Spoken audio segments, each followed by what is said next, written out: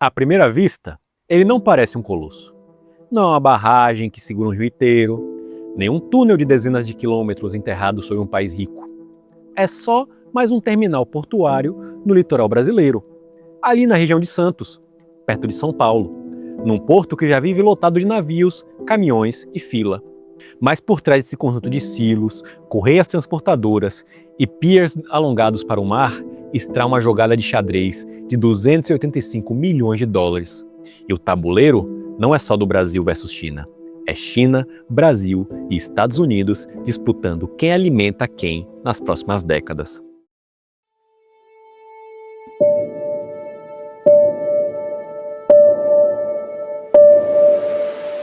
Quantos sonhos cabem em um porto? Quantos sorrisos nasceram nesse cais? Quantas vitórias passaram por essas águas? O Porto de Santos é o porto das conquistas. É o porto que se supera a cada ano. É o porto das oportunidades, o porto da história do país. O porto que conecta e abastece o Brasil e o mundo. O porto da inovação, o porto dos recordes, o porto que mais movimenta a corrente comercial brasileira. O porto multipropósito é o porto das gentes, dos trabalhadores que fazem a história do maior porto da América Latina. É o porto realizador, o porto do passado, do presente e do futuro. O porto campeão. Parabéns a todos que construíram 131 anos de história do Porto de Santos.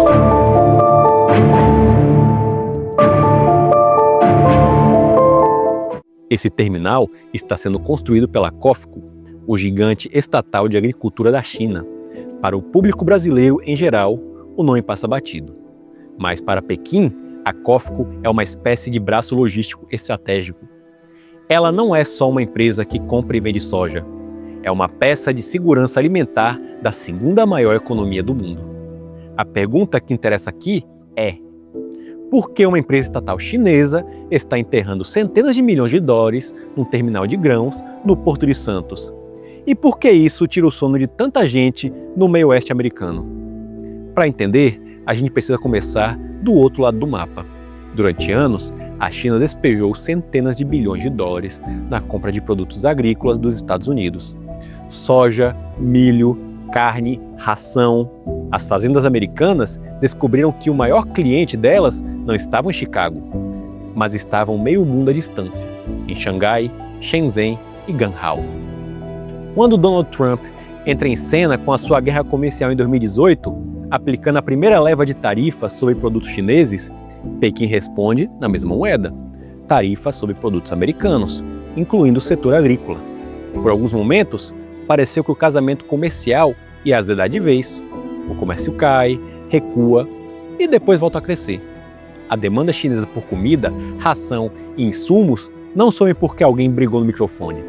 Mas uma coisa ficou clara para Pequim: depender demais de um único fornecedor é pedir para sofrer. Se Washington resolver usar a soja como arma política, a China precisa de outros campos de soja, outros portos, outros parceiros. É aí que o mapa desce para o hemisfério sul. O Brasil aparece como um fornecedor perfeito. Produz soja em escala continental, exporta carne, açúcar, milho, minério e ainda precisa desesperadamente de investimento em infraestrutura. Não demorou muito para os números explodirem. Em poucos anos, o Brasil ultrapassa os Estados Unidos e se torna o principal fornecedor de alimentos para a China. Só em 2023, as exportações agrícolas brasileiras para o mercado chinês bateram algo em torno de 60 bilhões de dólares. Uma parte enorme disso passa por um único gargalo: o Porto de Santos. Santos é o pulmão logístico do Brasil. Em 2024, o porto movimentou um recorde de 180 milhões de toneladas de carga, mais da metade disso em produtos agrícolas: milho, açúcar e, sobretudo, soja, a joia da coroa. A soja brasileira vale mais de 50 bilhões de dólares em exportação, e cerca de 30% desse volume passa pela região de Santos, majoritariamente indo para, adivinha quem? A China. Só que tem um problema nada glamuroso. O porto está quase no limite. mais de 90% da capacidade para exportação de granel agrícola já está ocupada. Isso significa fila de navio, fila de caminhão, custo extra, atraso e um teto prático para o crescimento. Você até pode plantar mais soja no interior do Mato Grosso, mas se não tiver lugar para embarcar, ela vira estatística, não dinheiro. E nessa brecha que entra o novo terminal da COFCO. Com investimento de mais de 285 milhões de dólares, a estatal chinesa quer multiplicar sua capacidade de exportação na região, sair de 4,5 milhões de toneladas por ano para algo em torno de 14 milhões de toneladas. Não é uma ampliação tímida, é um salto que transforma a operação da COFCO em Santos numa espécie de canal direto entre o agronegócio brasileiro e os portos chineses. Cada navio que atraca ali representa indiretamente menos soja precisando sair de silos americanos para alimentar porcos, galinhas e população do outro lado do Pacífico. É por isso que, enquanto o Brasil comemora mais um fluxo de investimento estrangeiro, os agricultores americanos olham para essa obra no litoral paulista e enxergam algo diferente. Um cano sendo lentamente desconectado das fazendas deles e reconectado ao cerrado brasileiro. E o terminal ainda é só uma peça mais visível de uma engrenagem muito maior. Brasil e China criaram um fundo de investimento de 20 bilhões de dólares para financiar projetos de infraestrutura no país. A informação foi divulgada pelo governo brasileiro nesta terça-feira. A quantia equivale a 64 bilhões de reais. Segundo o Ministério do Planejamento, o fundo contará com um aporte chinês de 15 bilhões de dólares, enquanto os outros 5 bilhões restantes serão do Brasil. De acordo com o comunicado do governo, o memorando que prevê o fundo foi assinado em Pequim e foi concluído após a visita do presidente Michel Temer no início de setembro. No entanto, o jornal Valor Econômico afirma que o acordo foi concebido em maio de 2015 pelo primeiro-ministro chinês Li Keqiang e a ex-presidente Dilma Rousseff. Segundo o governo brasileiro, os capitais serão aportados à medida que os projetos forem aprovados. Entre os setores que poderão receber recursos do fundo estão os de logística, energia e recursos minerais, tecnologia avançada, agricultura, agroindústria, manufatura e serviços digitais. Nos Estados Unidos, os sinais de alerta não são retóricos, são contábeis.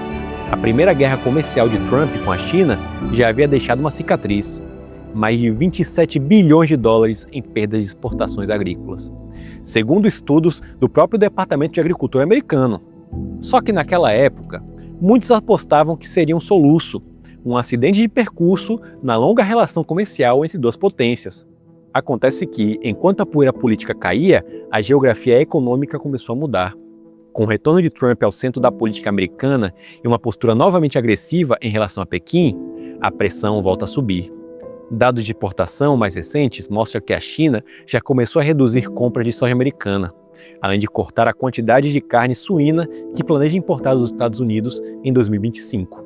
Ao mesmo tempo, o discurso em Washington insiste na linha de "compre mais de nós". Há pressão para que Pequim quadruplique suas compras de soja americana para ajudar a diminuir o déficit comercial. Mas do outro lado da mesa, a China olha para o mapa e vê outra coisa: para embarcar soja, milho e derivados brasileiros com mais eficiência, e uma rede de infraestrutura sob medida sendo montada por empresas chinesas pelo interior da América do Sul. Porque o terminal da COFCO é só a ponta da lança. Enquanto ajusta tarifas, negocia acordos e administra crises, Pequim vem construindo uma alternativa concreta aos agricultores dos Estados Unidos. Ferrovias, portos e corredores logísticos conectando fazendas brasileiras diretamente aos navios que vão para a Ásia. Empresas chinesas estão envolvidas na construção de centenas de quilômetros de trilho cortando as regiões agrícolas do Brasil, ligando áreas produtoras do Centro-Oeste a terminais portuários estratégicos. Em alguns planos, esses trilhos nem param no Atlântico. A ideia mais ousada é conectar essas linhas a um megaporto chinês no Peru, na costa do Pacífico, avaliado em mais de 3 bilhões de dólares. O conceito é sedutor do ponto de vista logístico. Um trem sai do interior do Brasil, carregado de grãos, cruza o continente até o Pacífico, embarca num porto adaptado para grandes navios e segue para a Ásia sem precisar dar a volta pelo estreito. Estimativas da mídia nacional chinesa falam em até 10 dias a menos no tempo total de transporte entre o Brasil e o mercado asiático, se esse corredor ferroviário portuário se concretizar. Brasil e China assinaram nesta segunda-feira um memorando para viabilizar o corredor ferroviário bio-oceânico que vai ligar o Atlântico ao Pacífico. O trecho vai do Acre, no Brasil, até o porto de Chancai, no Peru. A parceria foi firmada entre a Infra SA, ligada ao Ministério dos Transportes, e a estatal chinesa China Rail Economic and Planning Research Institute. Os chineses vão produzir estudos sobre a malha ferroviária brasileira. A análise vai considerar a integração de rodovias, ferrovias, hidrovias, portos e aeroportos. A ideia é criar uma nova rota de exportação para a Ásia, cruzando os estados do Acre, Rondônia e Mato Grosso. O governo diz que o eixo pode virar a espinha dorsal de uma nova rota bioceânica. 5 rotas estão previstas no plano de integração regional. Rota das Guianas ligando o norte do Brasil aos países vizinhos da região, Rota Amazônica entre Amazonas, Colômbia, Equador e Peru, Quadrante Rondon passando por Goiás, Mato Grosso, Rondônia e Acre até a Bolívia, Peru e Chile, Bioceânica de Capricórnio ligando Mato Grosso do Sul ao Chile, passando por Paraguai e Argentina, Bioceânica do Sul conectando o Rio Grande do Sul ao Uruguai, Argentina e o Chile. O projeto foi discutido entre os presidentes Lula e Xi Jinping. Na visita à China, Lula afirmou que o apoio do país asiático é essencial para tirar do papel obras de infraestrutura. Além da ferrovia, o acordo está ligado à nova PAC, à nova indústria brasileira e ao plano de transformação ecológica. Para os Estados Unidos, isso significa uma coisa simples. A distância competitiva diminui. O que antes justificava contratos de longo prazo com fazendas americanas, com fiabilidade, logística consolidada e infraestrutura pronta, começa a ser desafiado pela combinação de terra barata no Brasil, mais infraestrutura financiada pela China. É aí que o terminal de 285 milhões em Santos ganha outra dimensão.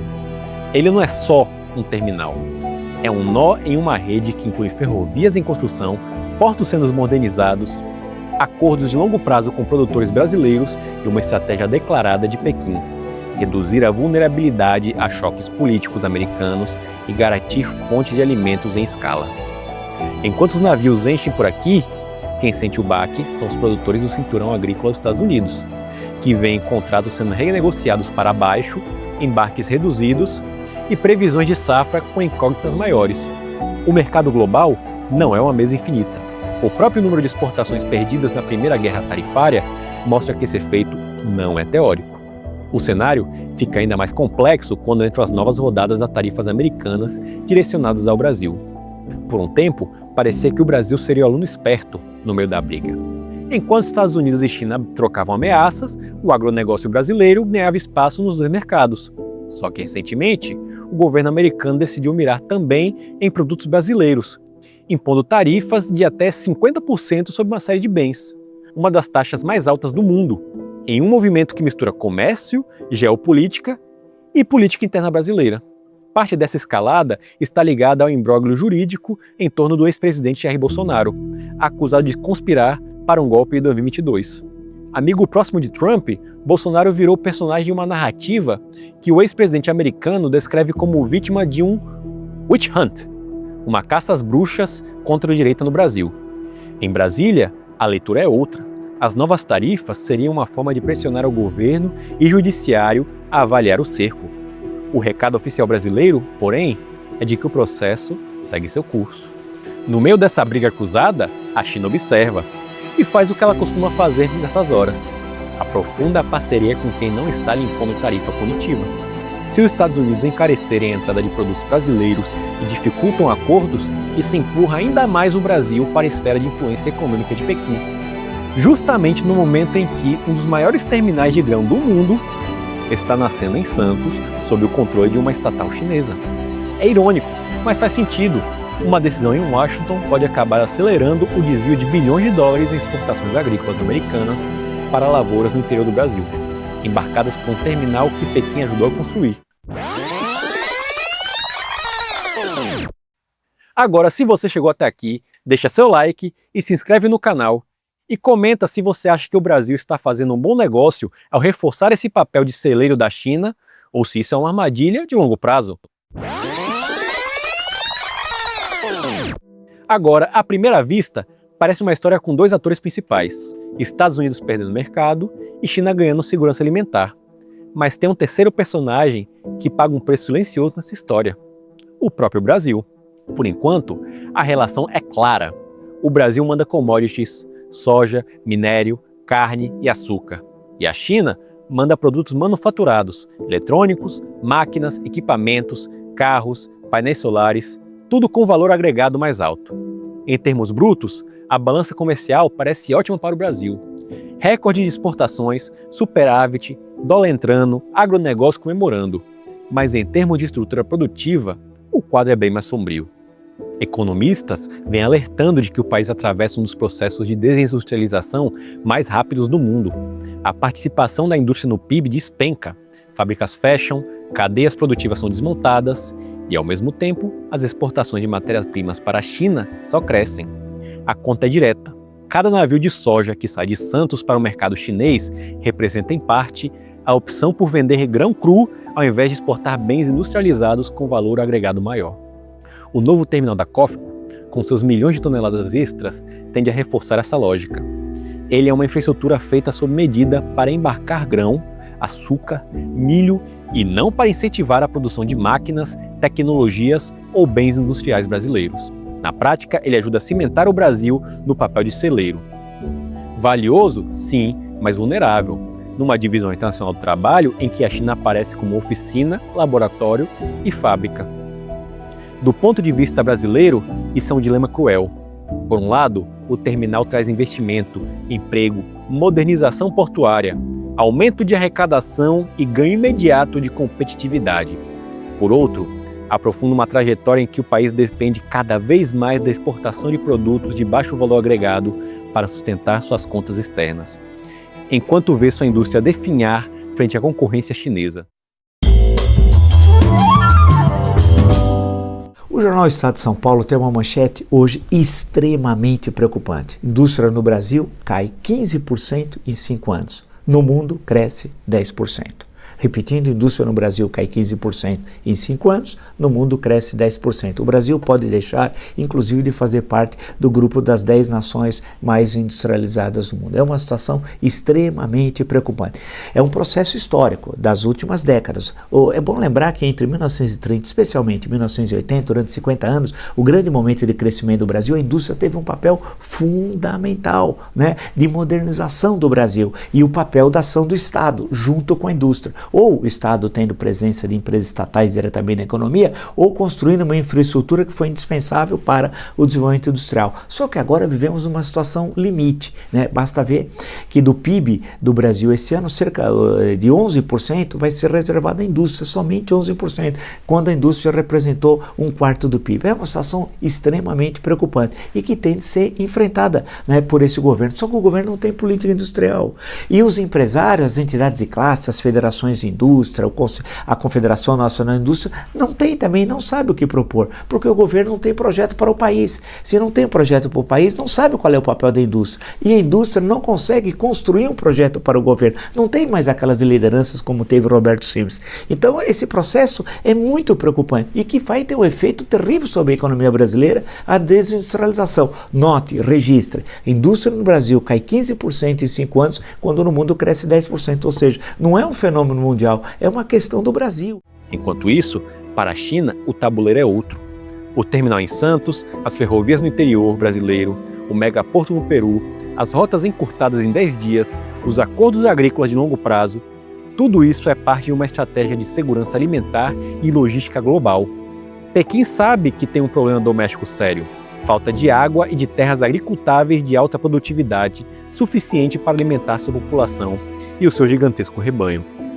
A solução é analisar a produção de comida sem perder o controle da logística. Ao controlar, financiar ou influenciar fortemente as infraestruturas de escoamento, portos, ferrovias, terminais, a China não precisa comprar terras normalmente. Ela compra acesso. O feijão, a soja e o milho podem estar registrados em nome de produtores brasileiros. O caminho que eles percorrem até o navio, não. E é nesse caminho que moram os colossos da engenharia que a gente costuma ver por aqui no canal. Do lado americano, a perda não é só de faturamento imediato, é de influência.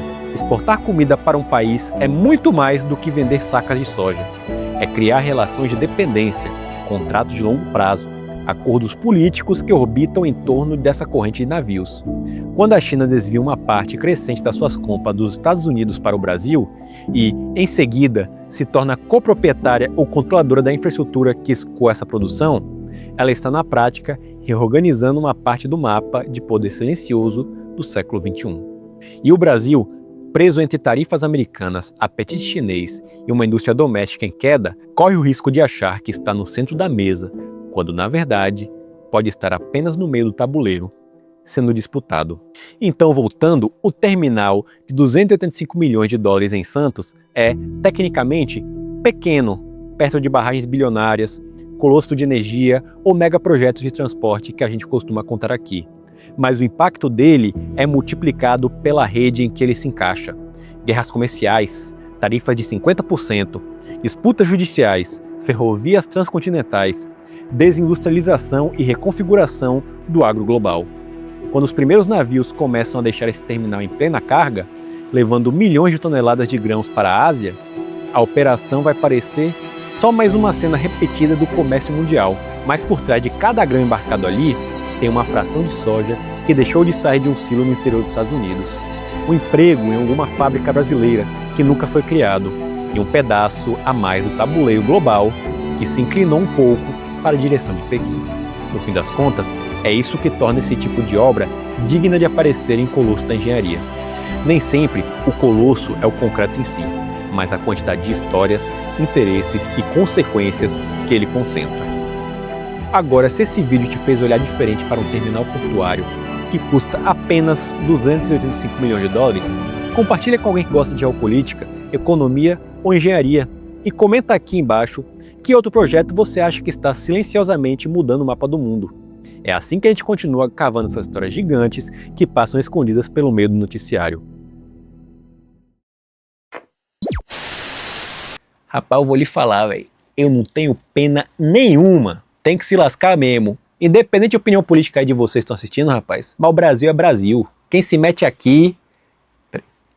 Acho que não me expressei bem, não. Acho que eu posso ser um pouco reacionário demais, né? Com o público. Porra. E eu quero briga aí mesmo, viu? Eu quero, se você gosta do Trump, fale que você gosta do Trump. Se você gosta do Xi Jinping, fale que gosta do Xi Jinping. Eu quero ver o que vocês acham, galera. Comentem, briguem, lute, mas mantendo a coordenação, por favor. Não quero ninguém se xingando, viu? Valeu.